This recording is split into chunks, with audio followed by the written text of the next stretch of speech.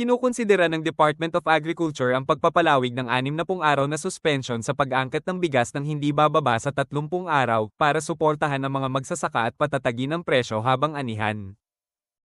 Tinanggap na ng Kamara ang pagbibitiw ni Zoldico.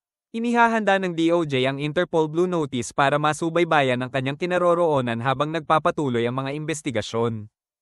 May naitalang mga banggaan sa C5 kabilang ang 3:14 PM incident bago J. Vargas, southbound, at isang 12:19 AM log northbound.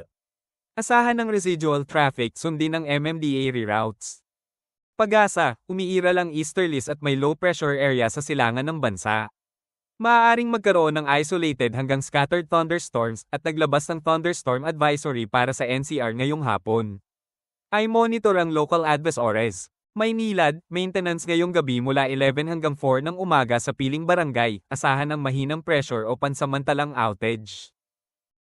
Meralco nagsabi ng line works at maintenance sa ilang bahagi ng Quezon City, Novaliches, at Karatig areas, maghanda sa temporary outages.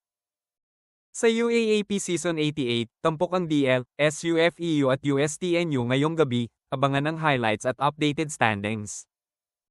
Ang Dutch-flagged Minerva-Gracht ay tinamaan sa Gulf of Aden, 19 crew na iligtas at inilipat sa port, iniulat na may mga Pilipinong kabilang sa crew. Authorities at EU Maritime Mission nagpapatuloy sa investigasyon. Epektibo na ang bagong adjustments, gasolina may rollback, habang diesel at kerosene tumaas ng humigit kumulang 0 pesos and 90 centavo kada litro, ay verify sa inyong preferred station. May ilang brand ng LPG na nag-post ng rollback, tingnan ng brand posting para sa eksaktong oras at halaga.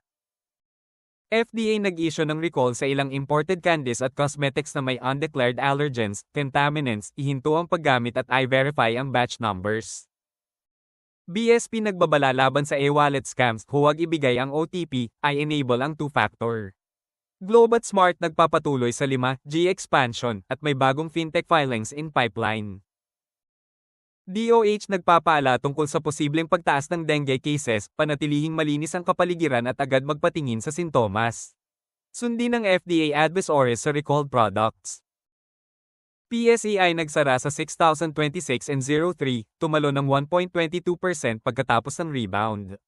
BSP reference para sa USD, PHP nasa humigit kumulang 58 pesos and 10 centavos.